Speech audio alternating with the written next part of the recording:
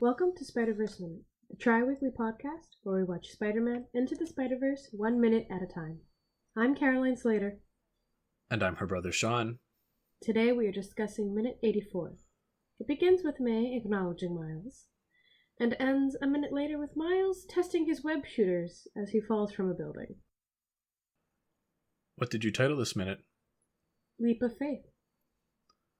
Yep. Put in a lot of trust in those web shooters. Yeah. I mean, May made them, so I would definitely trust them. Definitely, but still. Yeah.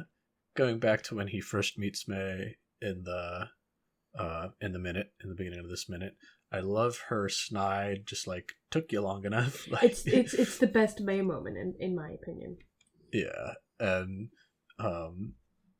she's just like, and her sip of tea with just the way she looks, raises her eyebrows up at him like, I knew you were going to do this. It was just a matter of time until you knew you were going to do this.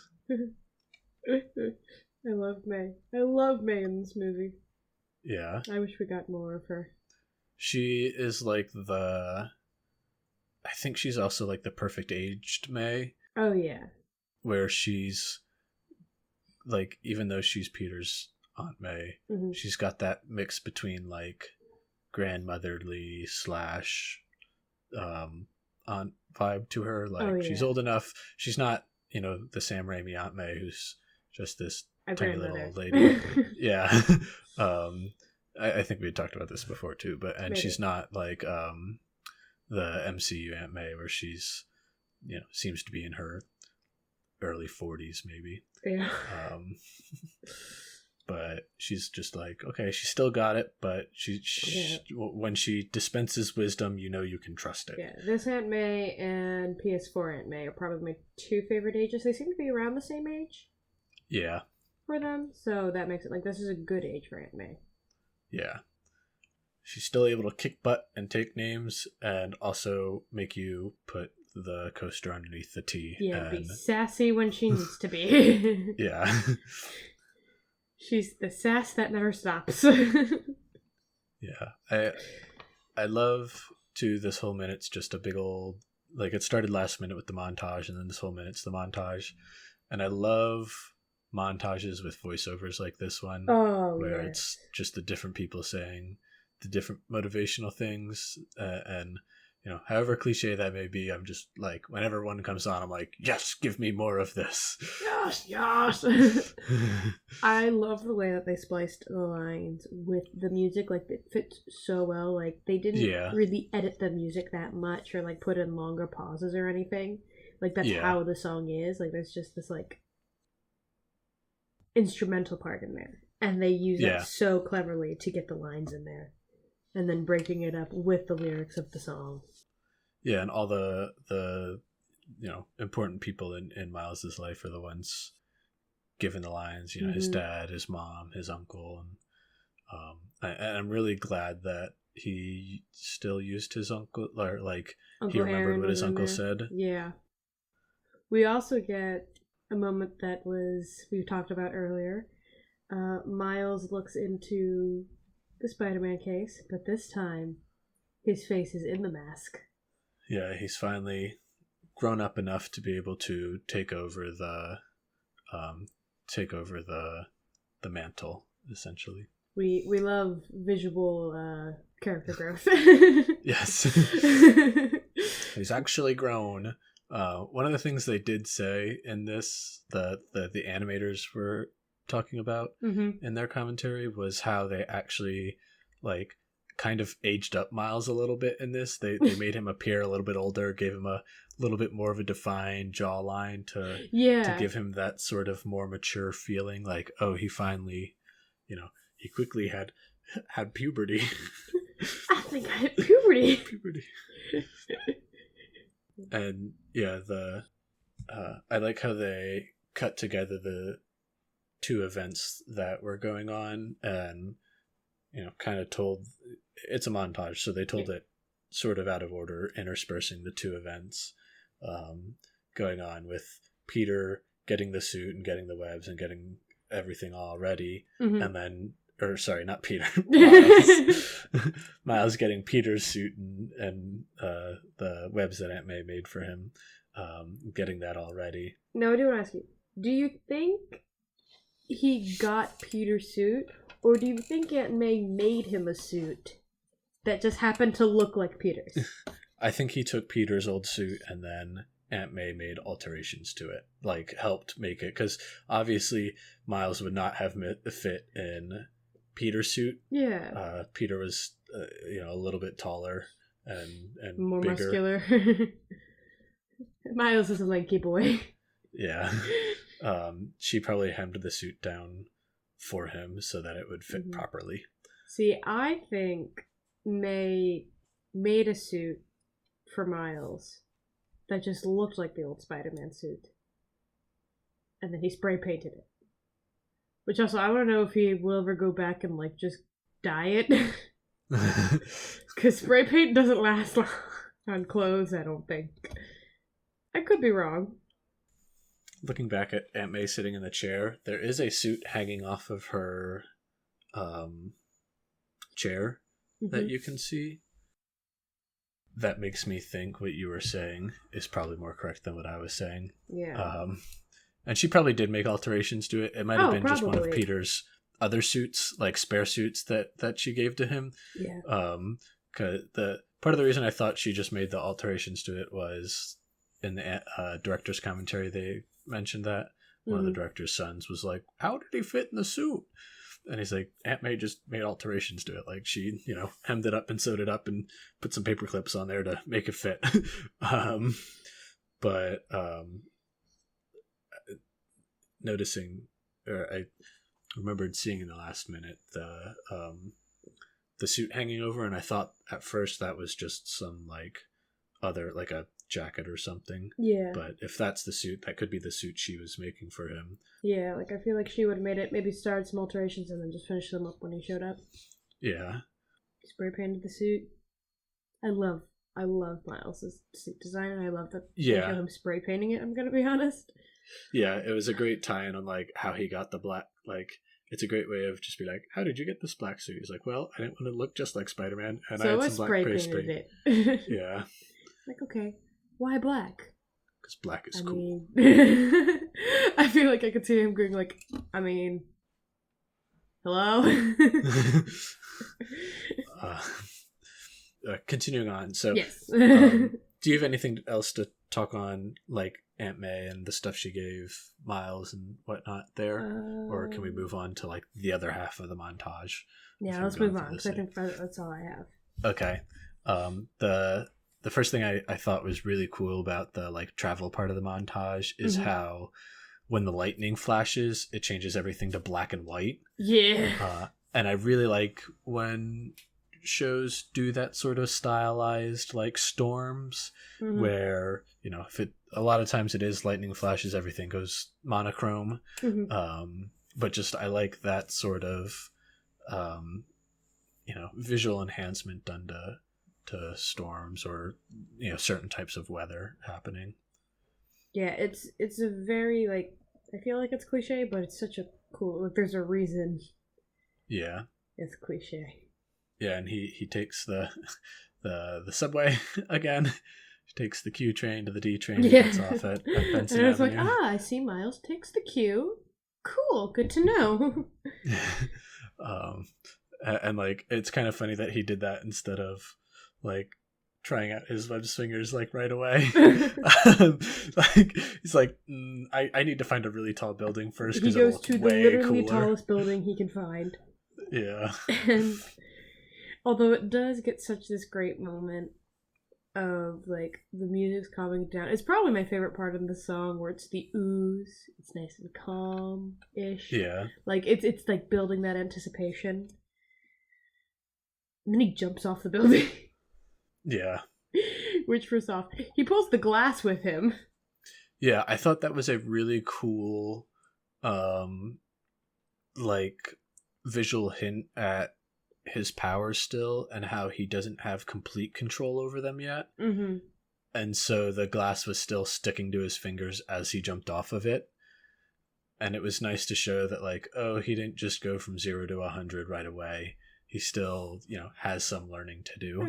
There's the small things. And it's such a cool visual. It's such a cool visual. I feel bad for if anybody got hit by it, though. Like, oh jeez, I did. People are walking, all of a sudden glass starts falling. They're like, what the heck? Yeah. I imagine it might have gotten blown onto that little patio. Or not the patio, but like the roof that he was sort of falling towards. Yeah. The wind blew it into that, and so nobody got hurt. Yeah. We'll go with that. Then we have a wallpaper shot, as you called them earlier. Yes. When we started this. It's also on literally every promotional poster.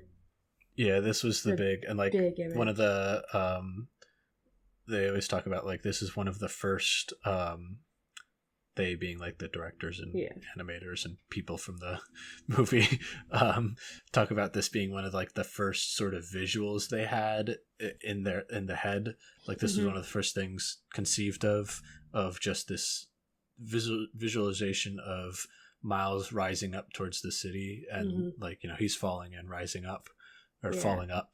Yeah, your favorite shot was in the last minute. This is my favorite shot of the whole movie. Yeah. Like, it gets me every time.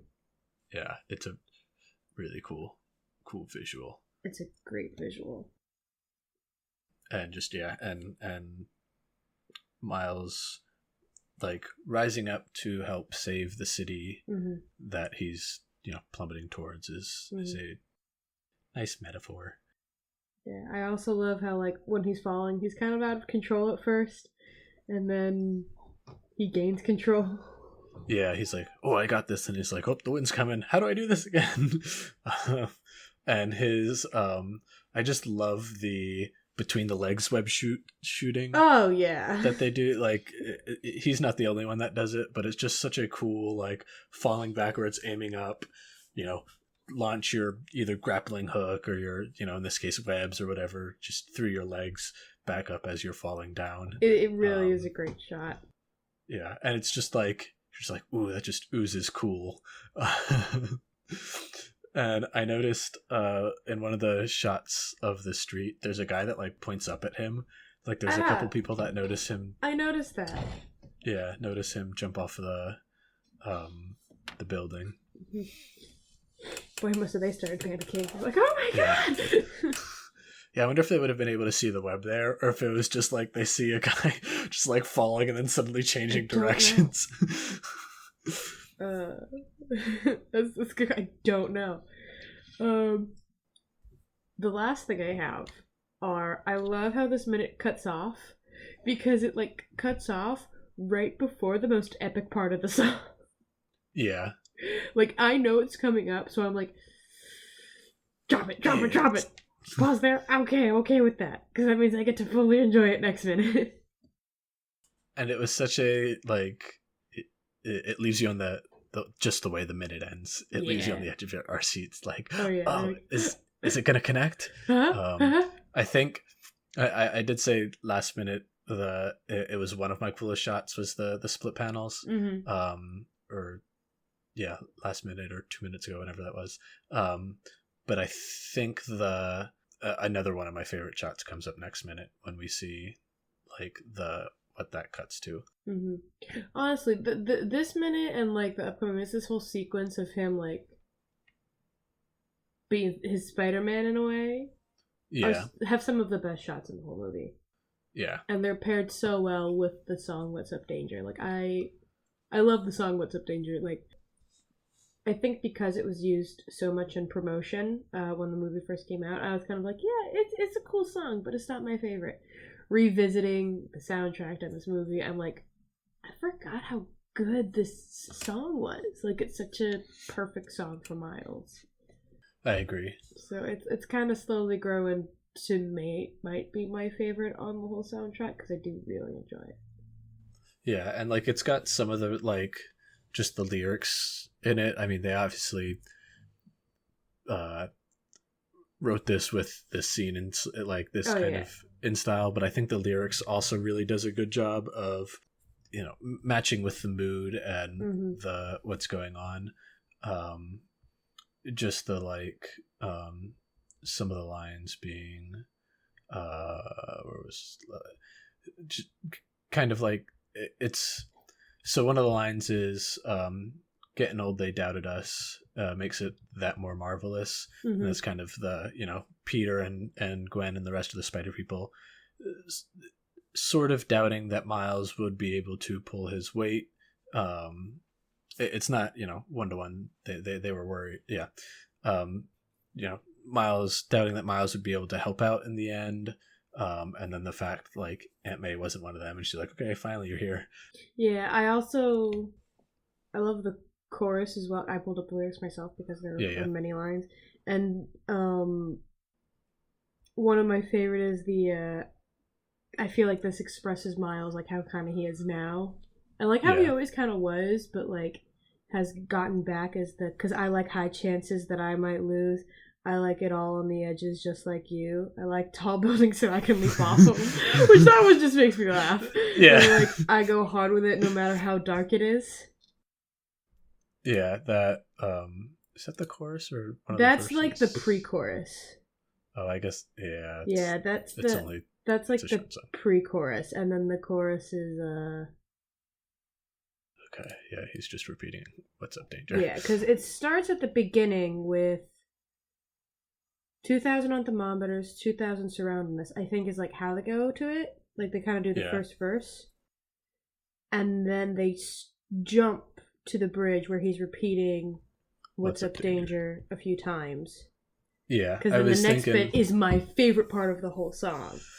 I was thinking that they had the I like tall buildings so I can leap off them as he leaped off of the building. Yeah, like honestly, how great would have that been? No, they don't. They're not that on the nose. Yeah, no, it's like they're on the nose, but they ain't that on the nose. But yeah, I like high chances that I might lose. That's Miles taking his leap of faith now. Yeah. And just being like, yeah, it's that leap of faith. Like Miles still doesn't know if he's going to be able to do it, but he's finally ready to that jump. Go for it. Yeah. I also like the one line in the chorus. Maybe it's the other verse. I'm not really sure which is. I'm just going to talk about the song because I love the song. Yeah. It is swimming with sharks, but they ain't feed yet. And I remember like listening, I'm like, oh, Kingpin. Yeah.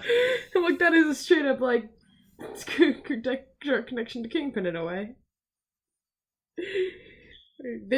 Honestly, the lyrics in "What's Up, Danger" are fantastic. Of just making some of like really relatable, like, oh, I get that sort of adrenaline, and then like some like, y'all crazy. Yeah, I love just the song's just a perfect fit for this part. Mm-hmm. And I love when it as he's falling and it switches to just the instrumental part of that bridge. Yes, that's the word I was thinking for. Because that is part of the song as well, and like it sounds even great when you're listening to the song just on its own without the visuals. Yeah, like it's such a cool like break because it's a pretty intense song throughout. Like they are going very like they're really spitting hard. I guess is the way to say it. And then like that's just a great. There's some great levels in the song, and that's one of like just no lyrics now. Just listen to this great instrumental. Listen to these vocals. Yeah, the visuals that are going alongside with that, I love how it just they smack up the 6 panels on the screen of like the different, it zooms in on Miles falling down. Yeah, and it's one of my this might be my favorite use of the comic book aesthetic in the movie where it shows it's like we're gonna show action this way by getting closer and closer to them and like showing them move, and then Miles like crashes through it from behind where the outer panels disappear, and it's really cool because the outer panels like show the zoom in, and then the 2 inner panels eventually cut, so you get like all 6 panels are showing him zooming in. It still has the like borders of the panels like missing, so it's not an exact like he's not cut all the way through. Yeah. And then as he's zooming in from the background where you can still like sort of see him, he eventually like fills up what the panels are showing, and then like smashes through them, and it's just I really love the way they do it, of just this like having the panels fade away as he goes through them. Yeah. And it's such a cool use of that, like taking something that is static on the page and like is done to show motion in comics sometimes, of zooming in on the panels like that and then adapting it very cleverly to something that like the motion animation. It's yeah, it's beautiful. Like you said it perfectly. The whole rest of the movie, I mean, the whole movie is beautiful. Oh yeah, but like this part in particular is where I feel like it shines some of its greatest. Yeah, definitely. Like this and then the climactic battle are the two moments where they shine so much. It shines so much visually. Yeah, I agree. Was there anything else you wanted to bring up? No, that is all I have for this glorious minute.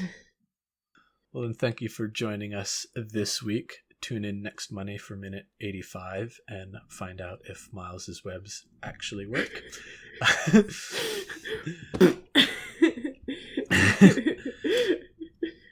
If you want to reach out to us, you can find us on Twitter at SpiderverseMin, MIN, or you can reach us on Facebook, Instagram, or YouTube at Spiderverse Minute.